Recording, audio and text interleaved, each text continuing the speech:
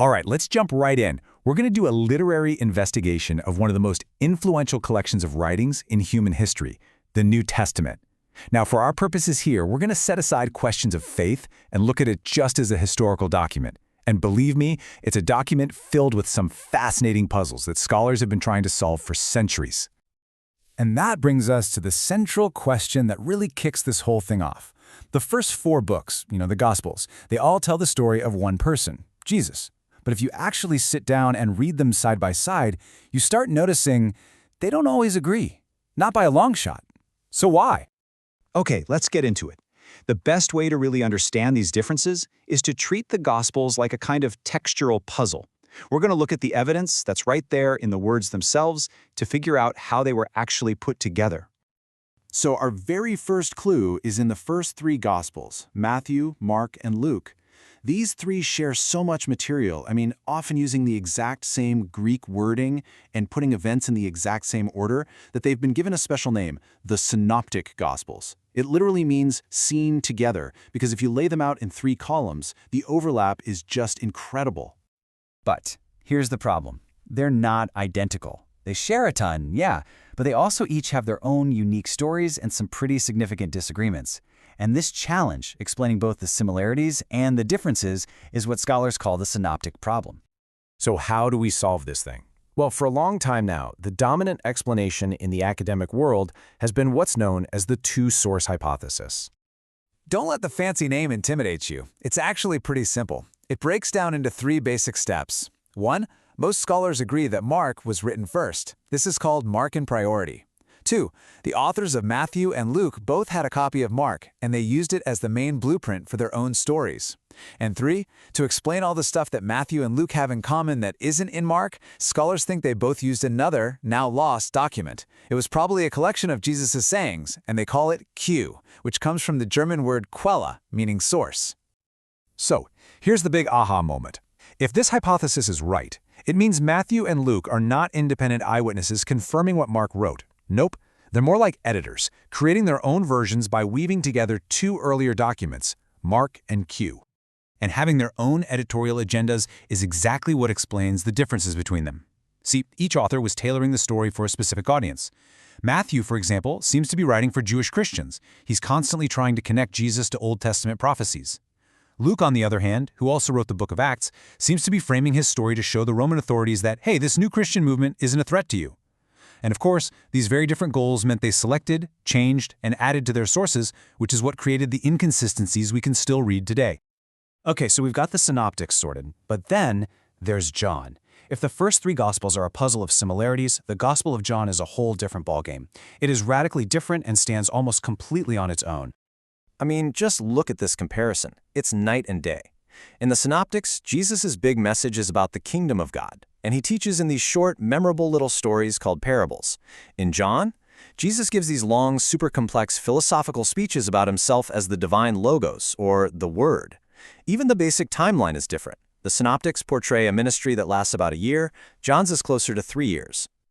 And the differences go deep, right into the very structure of the story. The Synoptics kick off with Jesus' birth or his baptism. John starts before the creation of the universe, with Jesus as this cosmic, pre-existent being. And think about a famous event like the cleansing of the temple. In Matthew, Mark, and Luke, it's a climactic event that happens right at the end of his ministry. In John, it's one of the first things he does. Scholars are pretty sure this was a deliberate choice, rearranging events to fit a totally different theological message. So why is John so different? Well, it really just comes down to time. Mark is the earliest gospel we have, probably written around 66 to 70 AD. John is the latest, written decades later, maybe between 90 and 110 AD. That's a huge gap, and it gave Christian thinking a lot of time to evolve. John's gospel reflects what's called a high Christology, a much more developed divine understanding of who Jesus was, and that required the author to reshape the entire story. Okay, so we've seen how the Gospels were edited and how they developed over time. But that raises another, equally fascinating puzzle. Who actually wrote all these books? This part of our investigation gets into something you could call a case of mistaken identities. To get our heads around this, we need to talk about a concept called pseudepigraphy. Now, this was a really common literary practice in the ancient world. It's when a later author writes something but attributes it to a big, famous figure from the past, like one of the Apostles. Now, to us, that sounds like forgery, but back then, it wasn't seen that way. It was a way of giving your ideas some serious weight by borrowing the authority of a founder.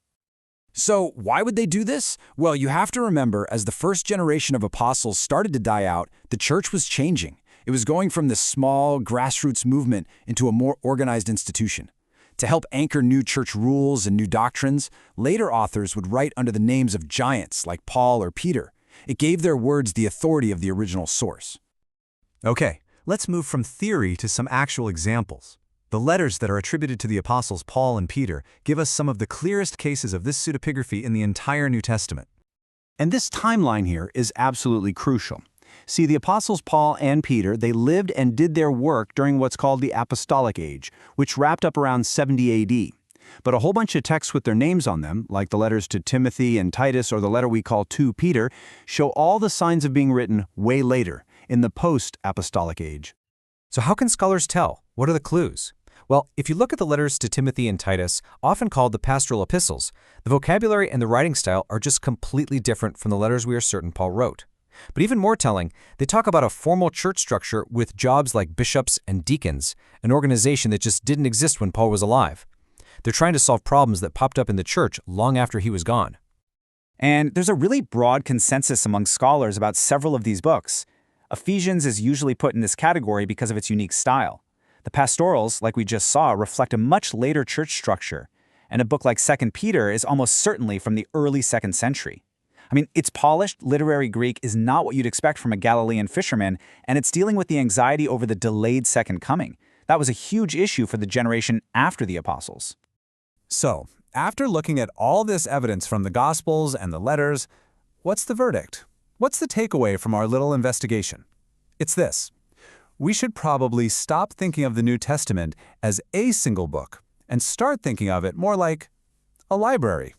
The picture that really emerges when you do this kind of literary analysis is that the New Testament isn't one single, unified, monolithic book that just dropped out of the sky fully formed.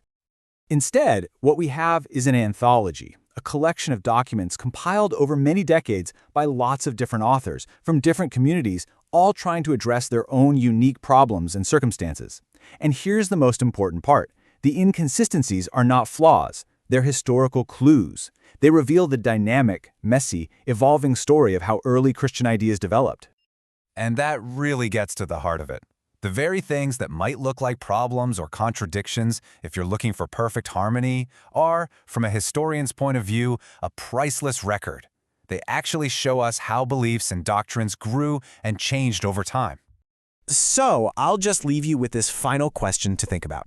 Whether we're talking about the New Testament or any other foundational text from history, how does understanding where it actually came from, who wrote it, when they wrote it, and why, how does all that change the way we read it today?